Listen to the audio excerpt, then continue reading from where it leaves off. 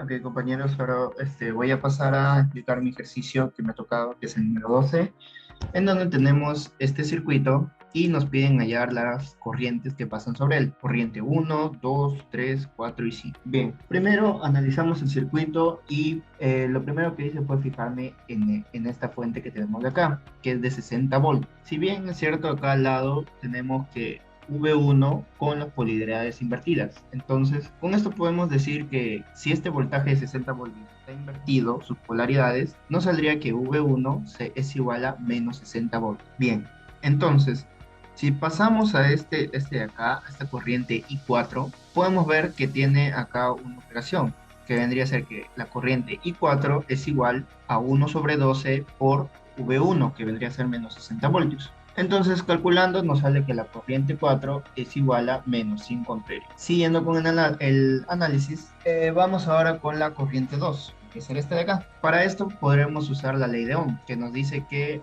voltaje es igual a corriente por la resistencia, o también voltaje sobre resistencia es igual a corriente. Entonces, tenemos aquí el voltaje y tenemos la resistencia. Dividimos ambos y ya nos saldría la corriente I2, que vendría a ser 3 amperios. Bien, continuando, tenemos esta fuente de tensión V5, que es igual a 35/3 por la corriente I2, que ya lo habíamos calculado previamente. La I2 vale 3 amperios. Entonces, calculando esta simple operación, nos saldría que el voltaje V5, perdón, sería 35 voltios. Bien, ahora ya tenemos dos de las corrientes que nos piden. Nos faltarían tres, que vendría a ser la corriente 1, 3 y 5. Bien, para esto vamos a usar las leyes de Kirchhoff.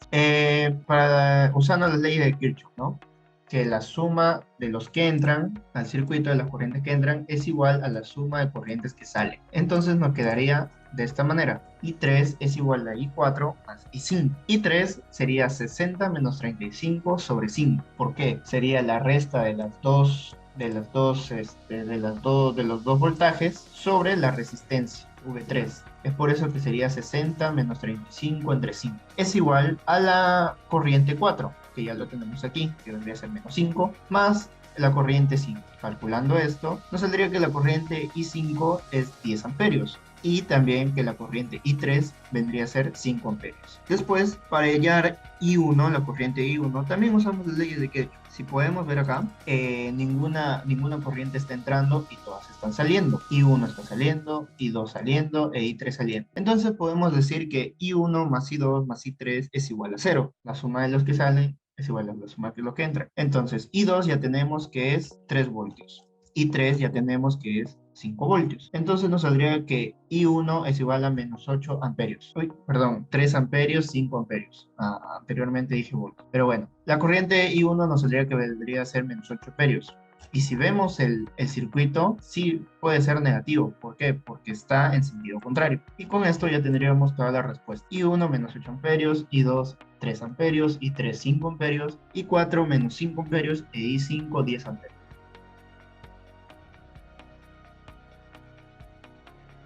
Bien, para el ejercicio 13 nos piden hallar V de X y la corriente que pasa por la resistencia de los ohmios denominada IS. Primero, siguiendo la ley de nodos, en el nodo que está entre la resistencia 2 ohmios y la otra resistencia 2 ohmios, se tiene que la corriente de 10 amperios es igual a la corriente que pasa por V de X más la corriente que pasa por la corriente de 2 ohmios, que es IS. Entonces, debido a la ley de nodos, se tiene que 10 es igual a IS más la corriente I, que le denominaba la corriente que pasa por V de X. Y se queda la ecuación número 1, I igual a 10 menos IS. Entonces, analizando el circuito por ley de mallas y designando la polaridad aquí más menos, decimos que menos 2 veces 2 ohmios por IS más 2 veces I, que sería V de X, más 8 voltios, es igual a 0. Resolviendo y reemplazando I, que es 10 menos IS, nos queda que IS es igual a 7 amperios. Si tenemos IS, que es 7 amperios, podemos reemplazarlo acá y hallar I, y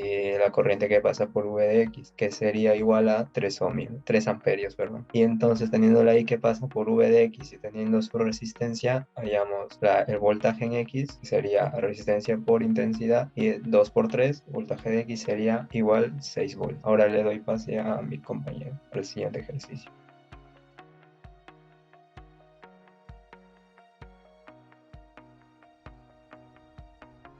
Para el ejercicio 16 nos dice que el circuito representado en esta figura necesitamos hallar su voltaje 1. Si su corriente 2 es 10E a la menos 2T, su corriente 4 es 4 dt y su voltaje 3 es menos 2E a la menos 2T. Necesitamos evaluar este voltaje para el tiempo 0 y para el tiempo 1. Entonces, ya hemos visto acá, viendo nuestro circuito, tenemos una resistencia, un inductor, un capacitor, nuestra corriente. Ahora, nos dice que la respuesta es, el voltaje va a ser 12 coseno de t más 12E a la menos t. En el segundo 0 el voltaje 1 va a ser 24 voltios y en el segundo 1 va a ser 8.10,76 voltios. Pero, ¿cómo llegamos a este resultado? Pues, usando la ley de corrientes, vamos a utilizar que acá las mismas entradas son las mismas a la salida. Entonces, acá la única que sale es la corriente 4. O vamos a observar la corriente 1, entra, 2 y 3. Pero al tener la corriente 3 acá invertida, vamos a hacer que esta se esté restando. Ahora, arreglando para que hallar la corriente 1, tenemos que la corriente 1 es igual a la corriente 4 menos la corriente 2 más la corriente 3. Pero no sabemos cuál es la corriente 3, pues el capacitor solo nos están dando su voltaje. Lo que sabemos, la corriente de un capacitor se halla derivando su voltaje respecto al tiempo. Y si nos dice que su voltaje es menos 2E a la menos 2T, derivando esto nos dará 4E a la menos 2T. Multiplicado por el 2, que es unidad 2 farads, nos va a dar 8E a la menos 2T. Esto se va a restar con la corriente número 2 y nos va a dar al final que la corriente 1 es igual a 4 sin dt menos 2E a las menos 2T. Pero nos están pidiendo el voltaje del número 1. Entonces, ¿cómo vamos a hallar el voltaje del inductor? También por propiedad nos dice que para poder hallar su voltaje, este es igual a su unidad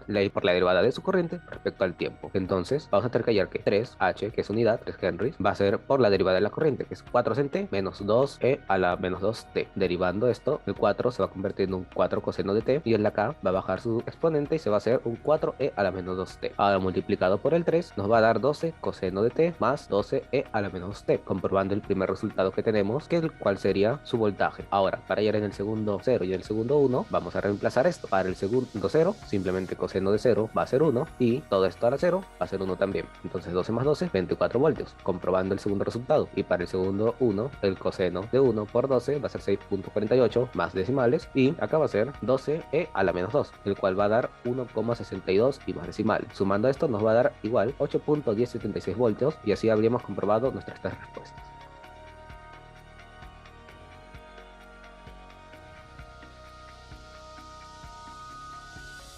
Para el problema número 17 nos piden hallar la corriente número 4, dándonos como datos que el voltaje 1 es igual a 4 voltios y el voltaje 2 es igual a 3 veces el coseno de 2t y el voltaje 3 finalmente sería igual a 2 Euler elevado a la menos 0.2t. Ahora, tenemos que recordar que la corriente iría en este sentido, por lo tanto, podemos observar que el voltaje 2 iría a favor de la corriente, por eso es positivo. El voltaje 1 está yendo en contra, sería negativo. El voltaje 4 también va en contra, por eso es negativo. Y finalmente el voltaje 3 va a favor de la corriente. Recordamos una de las leyes de Kirchhoff que nos dice que la suma de los voltajes es igual a 0. Ahora, podemos observar despejando el voltaje 4, que es lo que nos faltaría hallar, que es igual a voltaje 2 menos voltaje 1 más el voltaje 3, dándonos como resultado voltaje 4 es igual a 3 veces coseno de 2t menos 4 voltios más 2 Euler elevado a la menos 0.2t. Ahora hay que recordar que para hallar la corriente de un capacitor es igual al capacitor o capacitancia derivada de la expresión del voltaje respecto a la derivada del tiempo. Por lo tanto, tendríamos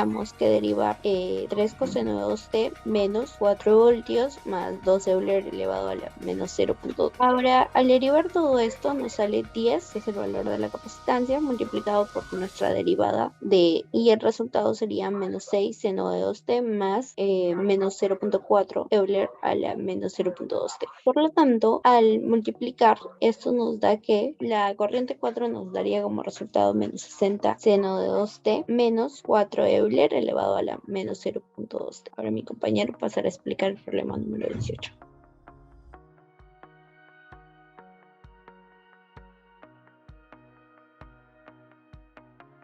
Ejercicio 18. La instrucción nos dice que para el circuito representado hallar Vt si Vc es igual a 10 por Euler a la menos 5t e intensidad 2 es 5 seno de 2t.